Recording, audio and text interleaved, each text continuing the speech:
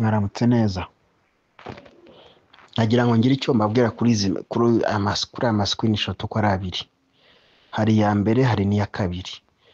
Izo ni screenshot nabonye muri iyi minsi mwagiye mutambutsa ku mbuga zitandukanye mubaza musobanuza, nubwo akenshi mutabonye ababasobanurira, ariko nagira ngo mu minsi ngahe mbibonye ngiye icyo mbasobanuriraho. Murabona kariya ka mbere ako mbanje gufotora, wakabonye ntacyo kakumarira. N'ubundi abenshi bose ndakeka batari babona migration cyangwa se batarabona n'amakewayisi bose, ariko basanga muri wallet zabo.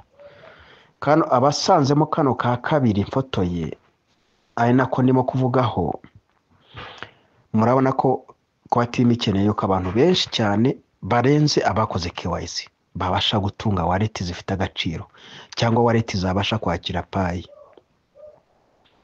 Bivuze ngo bakeneye yuko kano ka kabiri umuntu agafite, ndakeka mwabonye handitse ngo buy some starter pie. Hariya ko karakubwira ngo bakeneye ko wallet yawe igira value cyangwa igira agaciro.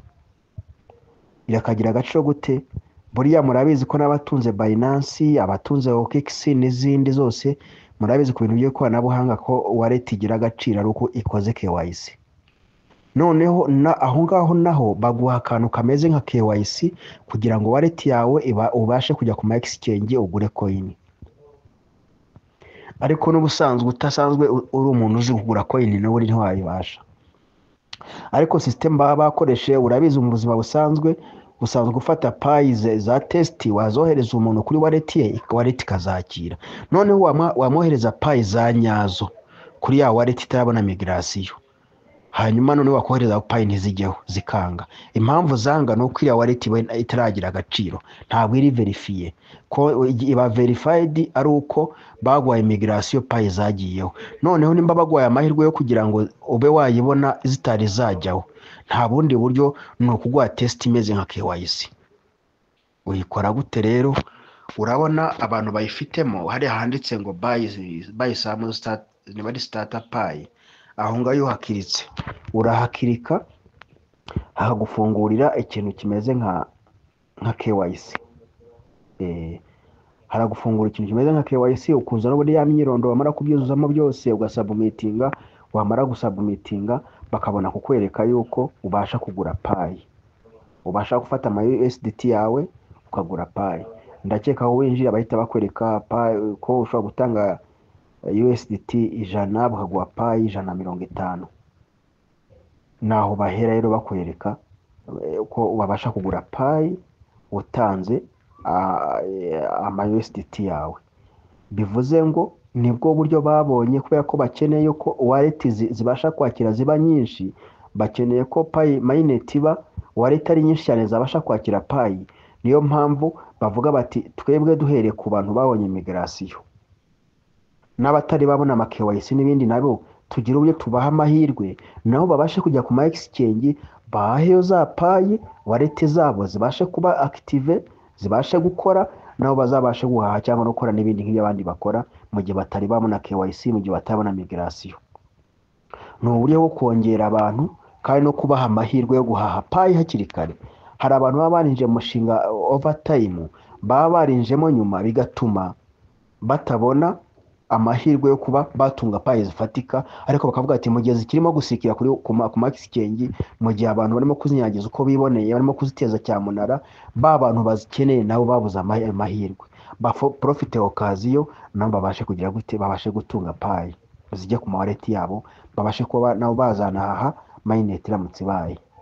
Nta bundi buryo n'ubwo ngubwo mu byo gukora KYC. Ariko mbagira n'inama, n'uwinjira amahunga niba bagoye kano ka kabiri kwakinjiramo, nimba bakwereka ko bakubaza document uri bukoreshe, niba uhisemo irangamuntu uzabane nayo ukoresha muri KYC nibayiguha. Kandi bino mu nzira zaguha amahirwe yo kubona KYC. Ariko niba nayiguha, niba hisemo ID uzabari ukoresha. Uretse ko muri KYC ahandi handitse address line 1, address line 2, hano ahandi ho nabonye harimo hari ubundi buryo burimo babazamo, ariko ndabereka uko bimeze, agafomu baguko wakuzuza. Nibinshobokera ndaje ndebe ko nakabona. Kano gafomu mberetse rero ni kuriya bakaguha rero. Nimba bakaguhaye kuriya rero, ikintu ugomba gukora n'ubundi yaho handitse first name, ushyiramo ya first name n'amazina yawe bisanzwe, first name, second name. Aho ngaho handi handitse n'ubundi urabona hepfo yaho handitse amatariki y'amavuko, n'ubundi ukopera ku irangamuntu. Ahanditse email ushyiramo email yawe nk'uko KYC isanzwe. Igihugu hari ahanditse state, country na province. Hariya rero ni handi musanzwe mushyira n'ubundi city, haba handitse city umuntu uza muri KYC. Hanyuma nanone hano hepfo hakurikiraho street address, ni hahandi hasanzwe handitse ngo address line 1. Kara ko hepfo hakurikirana haba handitse address line 2. Then urabona ko hakurikiraho zip code, ugashyiraho hepfo ubwoko bw'icyangombwa ufite, niba ari irangamuntu cyangwa perimi. Hepfo ugakurikizaho nimero zayo, ugasubmitinga. Ibyo bintu uri bukoreshe muri aka kantu, uramutse ubikoze ni nabyo uzakoresha muri KYC baramutse bayiguhaye. Murakoze.